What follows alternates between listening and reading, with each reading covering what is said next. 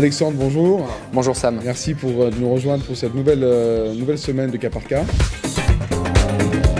Cette semaine, je vous propose de parler des nouveautés qui sont proposées au niveau du centre d'arbitrage de l'OMPI à Genève concernant l'administration de la procédure UDRP et des procédures d'arbitrage qui sont maintenant en place depuis une dizaine d'années à l'OMPI. D'accord. L'administration, c'est-à-dire en gros, Alors, il s'agit de propositions qui ont été faites il y a plusieurs mois par l'équipe dirigeante du centre d'arbitrage de l'OMPI, qui est la première institution de règlement des litiges de nom de domaine, puisqu'on a environ 2000 affaires par an.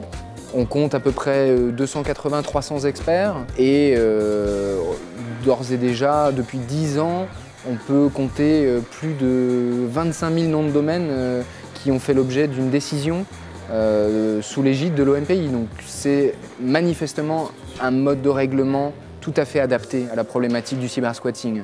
Alors l'évolution du nommage et des procédures a fait que des tendances se sont dégagées autant sur le fond du droit en termes de jurisprudence, mais aussi dans les faits. On s'est aperçu avec le temps, les différentes pratiques que vous connaissez bien, le domaine testing il y a quelques années, le slamming, etc., dont on aura peut-être l'occasion de reparler. On s'est aperçu que dans 75% des procédures qui étaient tranchées, il n'y avait pas de réponse du défendeur.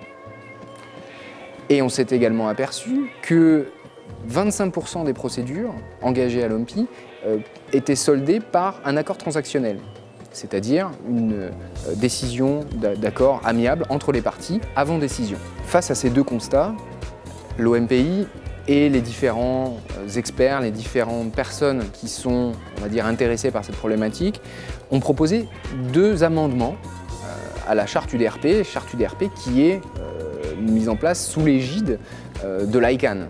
Donc c'est un processus administratif très lourd entre les États-Unis, l'Europe, etc. Et l'OMPI a proposé deux amendements très importants. Le premier concerne tout simplement la possibilité de déposer des procédures UDRP exclusivement en e-filing, c'est-à-dire le dépôt électronique de procédures UDRP. C'est vrai que jusqu'à présent, l'engagement d'une procédure nécessitait l'envoi par courrier en plusieurs exemplaires de la plainte et de ses annexes. Ça fait concrètement, je peux vous dire, beaucoup de paperasse, des kilos de paperasse, en général 5 kilos le dossier à faire partir. Tout est ensuite disséminé entre le registrar, le défendeur, etc. C'est très lourd, surtout quand on sait que 75% des procédures ne voient pas le défendeur prendre part à l'affaire. Donc, fort de ce constat, l'OMPI proposait le e-filing. C'est une proposition qui remonte à plusieurs mois, courant 2008 en réalité. Mais au-delà de ça, il est intéressant de noter que, comme vous le savez, depuis début 2008, la Cour d'arbitrage tchèque a été également accréditée comme un prestataire, un centre d'arbitrage UDRP.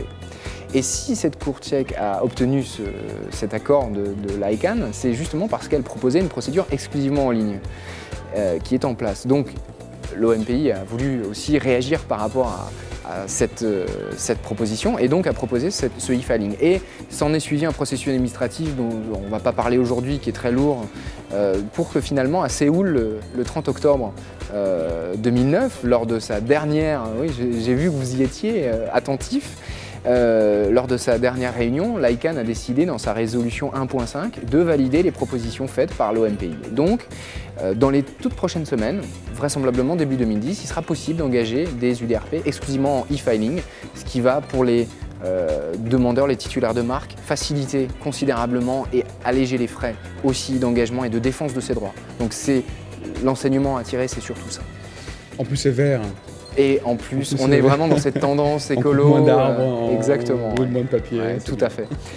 L'autre proposition, c'est celle qui consiste à observer que 75% des procédures se règlent par des accords amiables et donc de proposer tout simplement ce qu'on appelle un fast-track arbitration, c'est-à-dire l'arbitrage rapide, c'est-à-dire que selon des modalités qui restent à définir encore entre l'ICANN, l'OMPI, etc., et qui seront vraisemblablement définies dans le premier trimestre 2010, la possibilité d'un arbitrage accéléré. C'est un peu comme le référé en gros. encore plus rapide. L'UDRP déjà rapide comme un référé quelque part.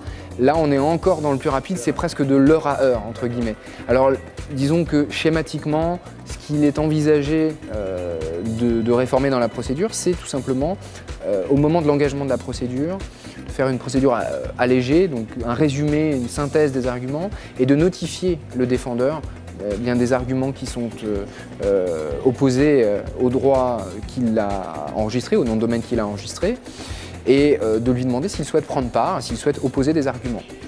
Tout simplement, dès le début de la procédure, en fonction de sa réponse, si manifestement il ne répond pas ou il ne souhaite pas prendre part à la procédure, eh bien à ce moment-là, on peut rentrer dans un processus de fast track qui va permettre également la désignation d'un expert pour le prononcer d'une décision accélérée également. Donc, c'est là tout l'avantage, on va gagner du temps. Les experts vont également avoir des décisions beaucoup plus rapides et les frais seront considérablement allégés également puisqu'on sera dans une décision d'évidence. Donc voilà, c'est la deuxième initiative qui devrait voir le jour dans les quelques semaines qui viennent maintenant. Là aujourd'hui, il n'y a pas de lien sur lequel on puisse voir l'évolution de ces décisions-là pour l'instant. Pour suivre l'actualité de ces deux réformes, on peut se connecter sur le site du centre d'arbitrage de l'OMPI. Il suffit de taper http://arbiter.wipo.int. Ça, c'est la première source d'information. Et puis, bien évidemment, l'autre source, c'est le icann.org, qui est un petit peu l'ONU des noms de domaine. En tout cas, tous les liens seront donnés sur le site. Vous pourrez les voir inclus en bas de la page. Et on ne manquera pas de tenir informé tout le monde sur ces différentes évolutions. Parfait. Donc, un petit café à la semaine prochaine. Merci, à la semaine prochaine. Ça va. Au revoir.